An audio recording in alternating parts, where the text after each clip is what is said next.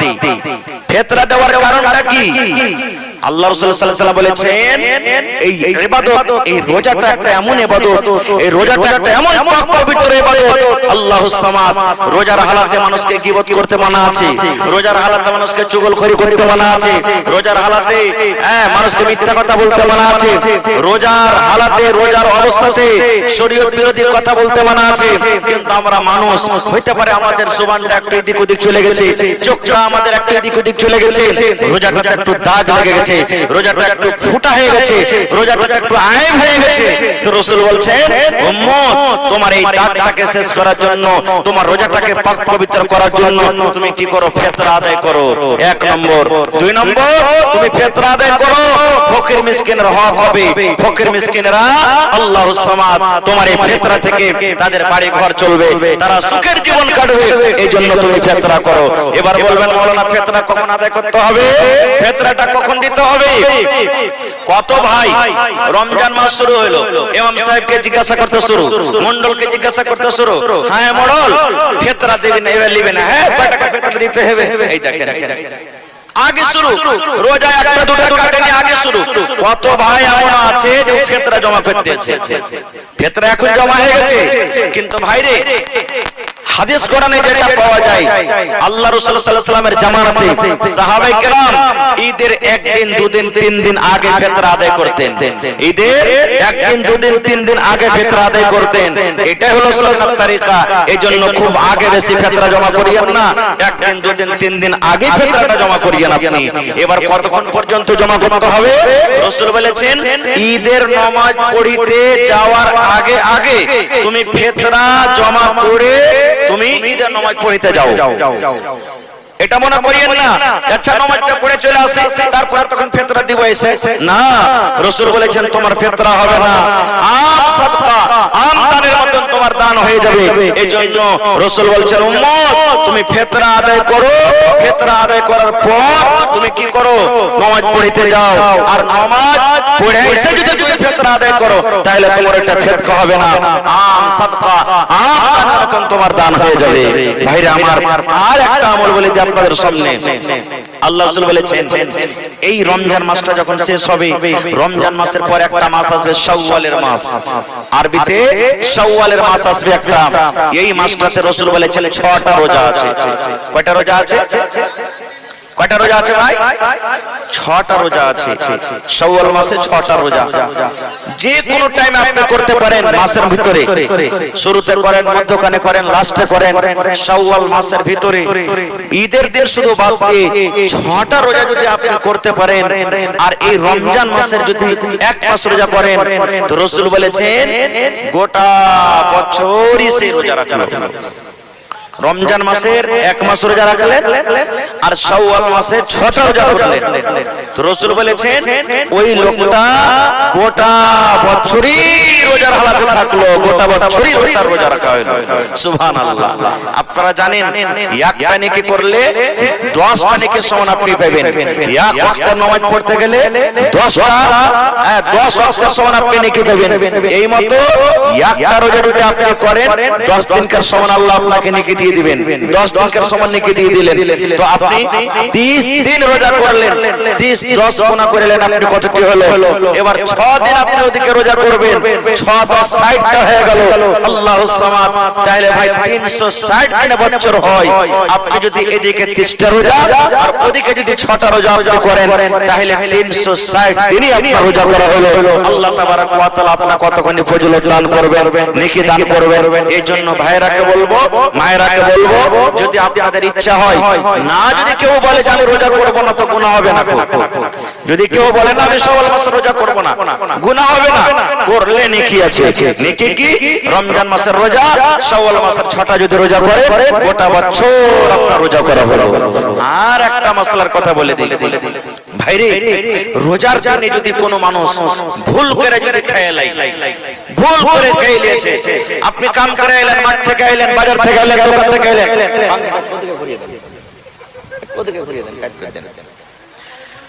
ভুল করে আপনি পানি পান করে নিলেন, ভুল করে আপনি খাবার খেয়ে নিলেন, আপনার খেয়াল নেই যে আমি রোজা করে আছি। রাসূল বলেছেন তোমার রোজা হয়ে যাবে, তোমার রোজা হয়ে যাবে। তুমি ভুল করে খেয়ে ভুল আল্লাহ তাবারক ওয়া তাআলা maaf করে দিয়েছেন। এবার মনে মনে যদি বলে উপরে উপরে মানে কি কেউ ভুলেছে আর ভিতরে মনে আছে ওর, তাহলে হবে ভাই রোজা? রোজা হবে? হবে না গো ভাই, হবে না। ভুল করে যদি আপনি খারাপ পেয়ে খেলেন, আল্লাহ তাআলা আপনার রোজাকে কবুল করবেন, রোজা হয়ে যাবে। আর একটা জিনিস বলি, এবার বলবেন হাজী মাওলানা আল্লাহ তাবারক ওয়া তাআলা এত বড় পাক পবিত্র মাস রোজা কেন আমাদেরকে দিয়েছেন? আল্লাহর কোন উদ্দেশ্য আছে না নেই ভাই? হানা বলেন উদ্দেশ্য আছে না নেই? আজকে ম্যাক বাজছে, উদ্দেশ্য কি? ম্যাক কেন লাগালছেন? যেন জোরে আওয়াজ হয়। মার্কারি লাগালছেন কেন? যেন আলো হয়। আল্লাহ রাব্বুল আলামিন সূর্য দিয়েছে কেন? যেন গোটা পৃথিবীকে জোনাক করে। আল্লাহুস সামাদ। একটা বাড়িতে আপনি গাই কিনেছেন, উদ্দেশ্য আছে। বাড়িতে গাইটা আছে, দুধ হবে, আমি খাবো, আমার ছেলেরা মেয়েরা খাবে, প্রত্যেক কাজে উদ্দেশ্য আছে। তবে আল্লাহ রোজা কেন দিলেন? কি আল্লাহর উদ্দেশ্য আছে? আল্লাহ তাবারক ওয়া তাআলা সেটা নিজে কোরআনে বলছেন কি?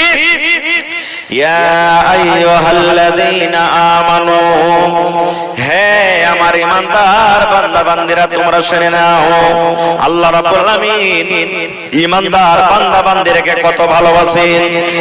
আল্লাহ রাব্বুল আলামিন ওই সমস্ত ঈমানদার বান্দা বান্দীদেরকে ডাকতে বলছেন, ঈমানদার বান্দা বান্দীরে যারা ঈমান এনেছো, যারা কোরআন বলে বিশ্বাস করেছো, জান্নাত জাহান্নাম বলে বিশ্বাস করেছো, আখিরাত বলে বিশ্বাস করেছো, কবর বলে বিশ্বাস করেছো, আমি আল্লাহ এক, আমাকে এক বলে বিশ্বাস করেছো, আমার নবীর প্রতি ঈমান এনেছো, ওই সমস্ত ঈমানদার বান্দা বান্দীদেরকে আল্লাহ ডাকতে বলেন, কুতিবা আলাইকুমুস সিয়াম, তোমাদের প্রতি রোজাটাকে ফরজ করে দেওয়া হয়েছে, তোমাদের প্রতি রোজাটাকে ফরজ করে দেওয়া হয়েছে।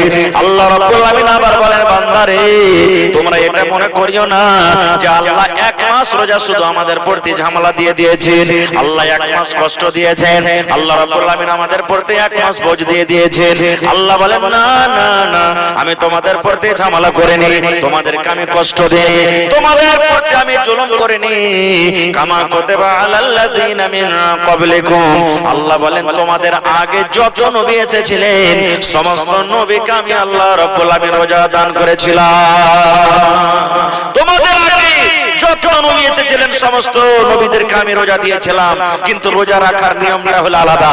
যেমন দাউদ নবীর ব্যাপারে এসেছে, দাউদ নবী রোজা করতেন, আল্লাহ যে তাকে রোজা দিয়েছিলেন একদিন বাদে একদিন, একদিন বাদে একদিন।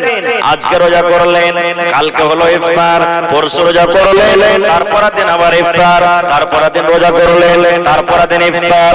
এই করে করে মুসলমান দাউদ নবীকে একদিন পর একদিন আল্লাহ রাব্বুল আলামিন রোজা দিয়েছিলেন। এইভাবে বিভিন্ন নবীদেরকে বিভিন্ন সময়তে বিভিন্ন রকম রোজা দিয়েছিলেন আল্লাহ রাব্বুল আলামিন। তাই বলছেন, দুনিয়ার মানুষরে কামা কুতিবা আলাল্লাযীনা মিন ক্বাবলিকুম, আমি শুধু তোমাদের প্রতি এটা জুলুম করিনি, আমি শুধু তোমাদেরকে আল্লাহ এই রোজাটা দিইনি, তোমাদের আগে যত নবী যত রাসূল এসেছিলেন আমি আল্লাহ তাদেরকে রোজা দিয়েছিলাম। কেন রোজা দিলাম? রোজা দিলাম কেন? রোজা দেওয়ার উদ্দেশ্য কি? রোজা দেওয়ার কারণটা কি? আল্লাহ বলেন, লাআল্লাকুম তাত্তাকুন, যেন তোমরা এক মাস রোজা রেখে মুত্তাকি হতে পারো, এক মাস রোজা রেখে যেন তোমরা পরহেজগার হতে পারো, এক মাস রোজা রেখে তোমরা যেন সালেহ বান্দা বান্দী হতে পারো, এক মাস রোজা রেখে যেন তোমরা নিজের জীবনের গুনাহটাকে maaf করে তোমরা মুত্তাকি পরহেজগার দিনদার তোমরা হতে পারো। এক মাস রোজা রেখে যেন তোমরা মুত্তাকি পরহেজগার হতে পারো, এই জন্য আমি আল্লাহ তাবারক ওয়া তাআলা রোজা দিয়েছি। কেমন কথা? তিনটা জিনিস থেকে বাঁচার নাম হলো কি? রোজা। কয়টা জিনিস ভাই? একটু কথা বলেন, কয়টা জিনিস? তিনটা জিনিস। এক নম্বর হলো খানা, দুই নম্বর হলো পিনা, তিন নম্বর হলো স্ত্রী। এই তিনটা জিনিস থেকে বাঁচার নাম হলো রোজা। বন্ধুরা আমার, আজ আপনি যখন সাহরি খাবেন, যখন ফজরের আজান হয়ে যাবে, তখন থেকে নিয়ে ইফতারি করা পর্যন্ত আল্লাহ রাব্বুল আলামিন রোজার হালাতে আমার আপনার জন্য খানাকে আল্লাহ হারাম করে দিয়েছেন। না হালাল আছে? জোরে বলে, আল্লাহ হারাম করে দিয়েছেন। আর কি? দুধ হালাল না হারাম? দুধ হালাল না হারাম? আর চা, পানি জুস সব হালাল নাকি? কিন্তু মুসলমান এই সাহারি যখন আমরা শেষ করি বন্ধুরে, মোটামুটি 4টা বেজে 10 মিনিট 11 মিনিট পর্যন্ত আমরা খাই, তখন থেকে নিয়ে ইফতারি করা পর্যন্ত আল্লাহ রাব্বুল আমিন রোজার হালাতে হালাল করা দুধকে আল্লাহ হারাম করে দিয়েছে, রোজার হালাতে চাকে হারাম করে দিয়েছেন, রোজার হালাতে জুসকে আল্লাহ হারাম করে দিয়েছেন। 3 নম্বরে আমার আপনার স্ত্রী, যেটা আমার জন্য আপনার জন্য জায়েজ আছে, যেটা আমার জন্য আপনার জন্য হালাল আছে, নিজের নিজের স্ত্রী মানুষের জন্য হালাল আছে। কিন্তু মুসলমান সেহরি যখন আমরা খাই, ফজরের যখন আজান হয়, তখন থেকে নিয়ে ইফতারি করা পর্যন্ত আল্লাহ রাব্বুল আলামিন হালাল স্ত্রীটাকে আমার আপনার জন্য হারাম করে দিয়েছে। ও রোজাদার ভাইরা তোমরা শুনে নাও, আল্লাহ বলেন ও দুনিয়ার মানুষ, এই রোজার হালাতে খবরদার তোমার স্ত্রীর কাছ থেকে তুমি দূরে থাকবে। তোমার স্ত্রীর পাশে তুমি বসে থাকো, স্ত্রীর সাথে তুমি গল্প করো, কিন্তু যেটা স্ত্রীর সাথে সহবাস করা হয়, যেটা স্বামী স্ত্রীর হক থাকে, আল্লাহ রাব্বুল আমিন রাতের বেলাতে হালাল করেছেন, কিন্তু রোজার হালাতে আল্লাহ হারাম করে দিয়েছেন। এবার বলবেন হাজী মাওলানা, আল্লাহ কেন খানাকে রোজার হালাতে হারাম করলেন? কেন পিনাকে আল্লাহ পানিকে হারাম করে দিলেন? কেন আল্লাহ স্ত্রীটাকে রোজার হালাতে হারাম করলেন?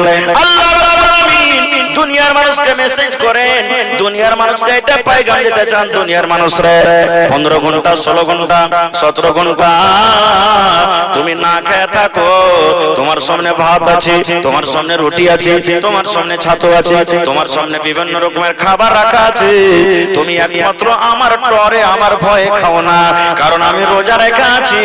যদি আজকে আমি খানাটা খাইনি, আমার রোজা শেষ হয়ে যাবে, আমার রোজাটা হবে না। আল্লাহ রাব্বুল আমিন দুনিয়ার মানুষকে মেসেজ করেন, বান্দারে 1 মাস রোজা রেখে এই যে তুমি আমার ডরে আমার ভয়ে এই যে দিনের বেলাতে আমি যা আল্লাহ হারাম করেছিলাম খানাটা তুমি খাওনি, এই মতো যখন রমজান মাস পার হয়ে যাবে, 11 মাস যখন তুমি জীবনটা কাটবে, ওই হারাম খাও, হারাম খানা থেকে তোমাকে বাঁচতে হবে।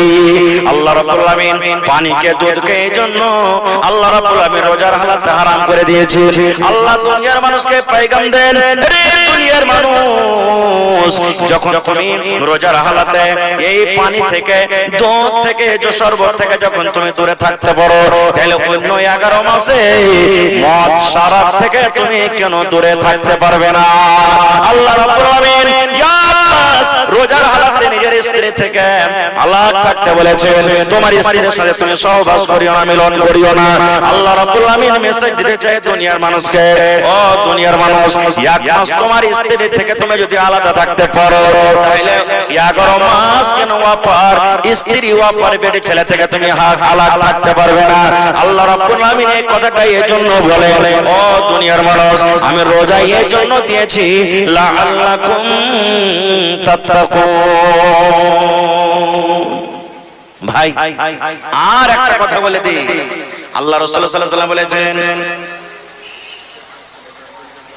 যে 2 মিনিট আল্লাহ রাসূল সাল্লাল্লাহু আলাইহি ওয়াসাল্লাম আরো বলেছেন, হে আমার উম্মত, যখন তুমি ইফতারি করতে বসবে, ইফতারি যখন করতে বসবে, তখন রাসূল বলেছেন খাজুর দিয়ে তুমি ইফতারি করো, খাজুর খেয়ে তুমি ইফতার করো, বিসমিল্লাহ বলে তুমি খাজুর মুখে দাও, আর তারপর তুমি তোমার বাড়িতে যে পানি আছে, শরবতের গিলাস আছে, ওই শরবতের পানি তুমি পান করো, দিয়া তখন এই দোয়াটা তুমি পড়ো, সাহাবাস সামাউ ওয়া বিতাল্লাতিল উরুকু ওয়া সাবাতাল আজরু ইনশাআল্লাহ। খাজুর দিয়ে ইফতার করাটা হলো সুন্নাত। এবার বলবেন মাওলানা, আমি হাট চলে গেছি, পকেটে খাজুর নাই, আমি মাঠে কাজ করতে চলে গেছি, খাজুর নাই, স্কুল মাদ্রাসা চলে গেছি, দোকানে চলে গেছি, খাজুর নাই, কিংবা হাট থেকে আমি বাড়িতে আসছি, আমি খাজুর পকেটে পাই না, খাজুর নয়, কিংবা হঠাৎ করে বাড়িতে একদিন খাজুর শেষ হয়ে গেছে, খাজুর নাই, তাহলে কি করবো জি মাওলানা? তো যার রাসূল বলেছেন, ও আমার উম্মতের দল, তুমি খাজুর দিয়ে ইফতার করো। তোমার বাড়িতে যদি খাজুর না থাকে, খাজুরের যদি তুমি জোগাড় করতে না পারো, তোমার বাড়িতে পানি রয়েছে, ওই পানি পান করে বিসমিল্লাহ বলে তুমি পানি পান করো, ওই পানি খেয়ে তুমি ইফতার করো। তারপরে রাসূল বলেছেন তোমার বাড়িতে যা আছে, খিচুড়ি আছে, রুটি আছে, ভাত আছে, সস আছে, তোমার আরো অন্য যেগুলা খাবার তুমি রেডি করেছো ওই খাবারগুলো তুমি পরে খাও। প্রথম হলো খাজুর, খাজুর যদি না পান, খাজুর যদি না থাকে 2 নম্বরে রাসূল বলেছেন পানি পান করে তুমি ইফতার করো। এটা হলো আমার সুন্নাত তরিকা। এই সুন্নাতের প্রতি আমল করলে আল্লাহ রাব্বুল আলামিন তোমাকে নেকি বেশি দান করবে। তারপর রাসূল বলেছেন একটা সাহারি খাওয়ার টাইমে রাসূল বলেছেন সাহারি খাও, কারণ সাহারি খাওয়াতে বরকত আছে। এটা হলো বরকত আছে। এবার আপনারা বলবেন মাওলানা শুইতেছি তো জাগতে পারেনি, একবারে ফজর আজান যা সন্ধ্যাবেলাতে খেয়েছি আর কিন্তু খেতে পেলাম না, কি করব? রাসূল বলেছেন তুমি নিয়ত করে নাও, তোমার রোজা হয়ে যাবে। নিয়ত করে নাও, তুমি খেতে পেলে না তো কি হলো, তোমার রোজা হয়ে যাবে।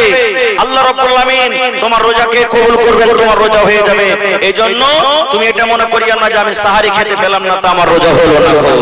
এবার ভাই সাহারি যে আমরা খাচ্ছি, ওরে আল্লাহ এমন দেবে দেবে দেবে দেবে খাচ্ছি যে ফজরের নামাজের সময় শেষ, এমন করে খাচ্ছি সাহারি যে ফজরের টাইমে আর নামাজ পড়তে পারি না। সাহারি একটা মতলব নেই রে ভাই। সাহারি অল্প খান, কম খান। এটা না যে 4 থালি 5 থালি 7 থালি না খেতে গেলে আমার হবে না, না। সাহারি খান, অল্প কিছু খান, যেন আল্লাহ তাবারক ওয়া তাআলার ইবাদতে বাধা না পড়ে যায়। আল্লাহ তাবারক ওয়া তাআলার ইবাদত করতে গিয়ে সুস্তি কাহিল ভিতরে না চলে আসে, যেন আল্লাহ তাবারক ওয়া তাআলার ইবাদত থেকে গাফিল না হয়ে যায়। কত ভাই রোজা করেন, রোজা তো করেন কিন্তু কেউ আল্লাহর ডরে আল্লাহর ভয়ে রোজা করেন, আর কত ভাই রোজা করেন মানুষকে দেখে লোক দেখানো রোজা। হবে রোজা না করলে কারি সাহেব কি কইবে, ইমাম সাহেব কি কইবে, মোড়ল কি বলবে, হাজী কি বলবে, এই যে কি বলবে, এই নিয়ত করে যদি রোজা রাখেন কি নেকি হবে জানেন? আমার কথা নয়, আল্লাহ রাসূল সাল্লাল্লাহু আলাইহি ওয়াসাল্লাম বলেছেন মান সামা রমাযানা ঈমানান ওয়া ইহতিসাবা গফিরা লাহু মা তাকাদ্দামা মিন যামবি। আল্লাহর নবী বলেছেন যে আমার বান্দা বান্দি, যে আমার উম্মতের মধ্যে মান সামা রমাযানা, যে রোজা রাখলো ঈমানান, ঈমান বিশ্বাস ইয়াকিন মনে করে আল্লাহ রোজাকে ফরজ করে দিয়েছেন, ওয়া ইহতিসাবান নেকি মনে করে রোজা করলেন, আমি রোজা রাখলে আল্লাহ রাব্বুল আলামিন নেকি দান করবেন। এই দুটো উদ্দেশ্য নিয়ে যারা রোজা করবে আল্লাহ রাসূল বলেছেন গফিরা লাহু মা তাকাদ্দামা মিন যামবি, আল্লাহ রাব্বুল আলামিন তার জীবনের ছোট ছোট গুনাহকে আল্লাহ maaf করে দেবে। দুটো উদ্দেশ্য, একটা ঈমানের কথা বলা হয়েছে, একটা ইহতিসাবান নেকি মনে করে বিশ্বাসের সাথে যারা রোজা রাখবে তার গুনাহ maaf হবে। এর অপোজিট উল্টা নিয়ে এলেন, যারা রোজা রাখলো না ওর মধ্যে ঈমান আছে আর না ইহতিসাব আছে, না নেকি মনে করে রোজা করলো, না বিশ্বাস করে রোজা রাখলো যে আল্লাহ আমাকে ফরজ দিয়েছেন, ফরজ আছে রোজাটা, লোক লোকান রোজা করলো, এরকম রোজাদারের রোজা আল্লাহ তাবারক ওয়া তাআলার দরবারে কবুল হবে না। যেমন আল্লাহ তাআলা নামাজের ব্যাপারে বলছেন ফাওয়াইলুল লিল মুসাল্লিন, ওই নামাজীরা ওয়াইল নামে জাহান্নামে যাবে। আল্লাহুস সামাদ, কোন নামাজীরা ওয়াইল নামে জাহান্নামে যাবে? আল্লাহ তাবারক ওয়া তাআলা বলছেন আল্লাযীনা হুম ইউরাউন, যারা লোককে দেখছে, মানুষকে দেখছে নামাজ পড়ে। বিহাই বাড়িতে এসেছে, নামাজি বিহাই জীবনেই নামাজ পড়ে না। মা খালারা বলবে টগরের মা কি হয়েছে, বিহাই নামাজ পড়তে যাবে, তুমি না যাবে তো কি বলবে? এই যে বিহাই কি বলবে, ইয়ার ডরে ভয়ে 1-2 টাইম যে বিহাই থাকবে সোজা সোজা নামাজটা পড়ে নিলে বিহাই গেল, নামাজও গেল। এই যে ভাইয়েরাকে দেখবেন কত ভাই, মনে দুঃখ করবেন না, মাগরিবের টাইম খানে কত ভাই নামাজ পড়বে, মসজিদে জায়গা নাই, বাকি 4 টাইম ফাঁকা, যাবে না কার মসজিদে।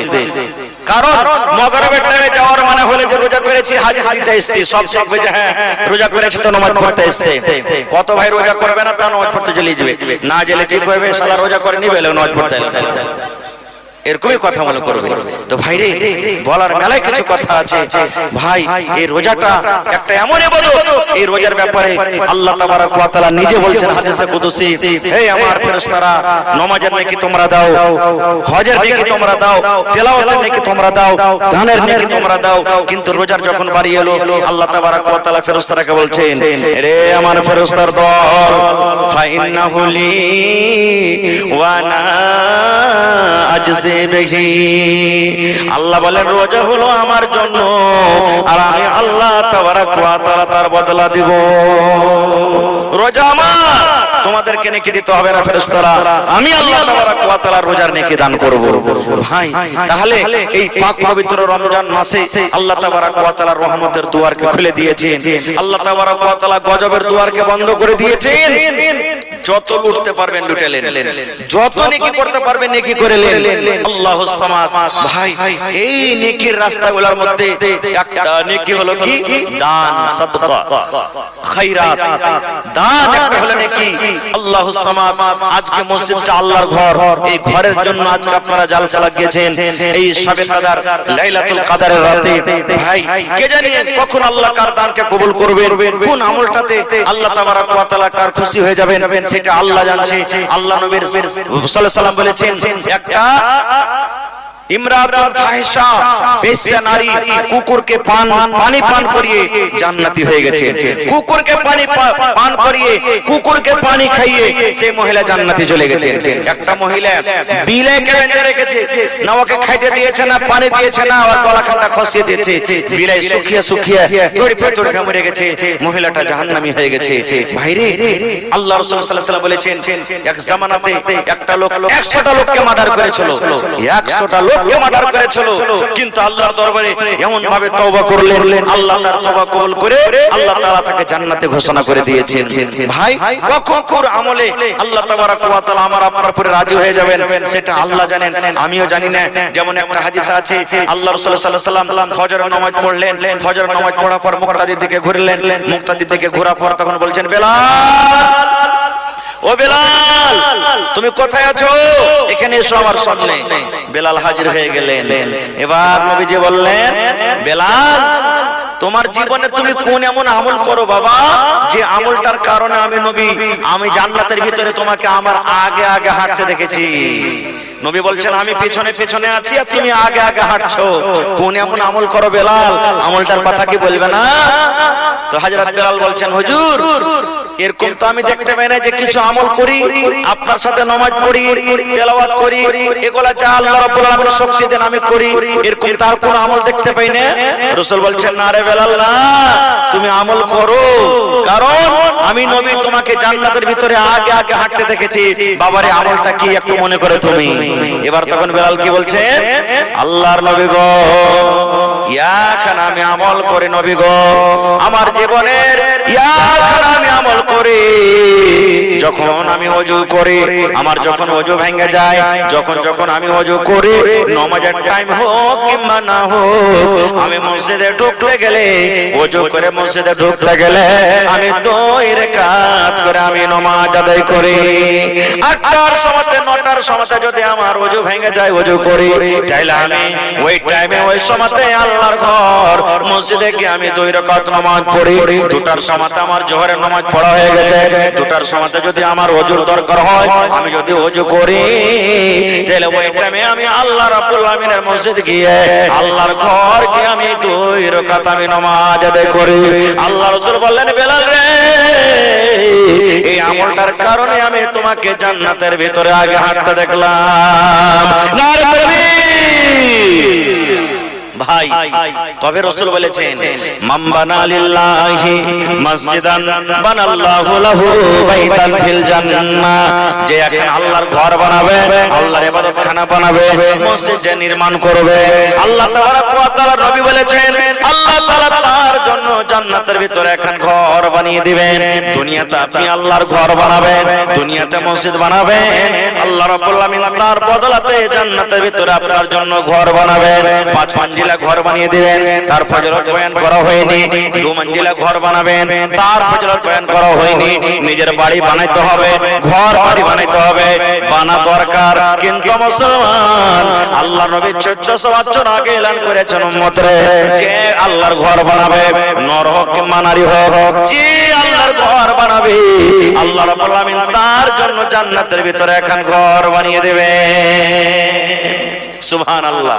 মসজিদের পাশে একটা ফাঁকা জায়গা ছিল, নবীজি সাহাবীদেরকে বলছেন, ওগো সাহাবীরা, আমার সাহাবীরা শোনো, এই মসজিদের পাশে ফাঁকা জায়গা আছে, এই জায়গাটা খরিদ করে যে মসজিদে লাগাতে পারবে আল্লাহ তাআলা তার বদলাতে জান্নাতে এখন ঘর বানিয়ে দিবেন।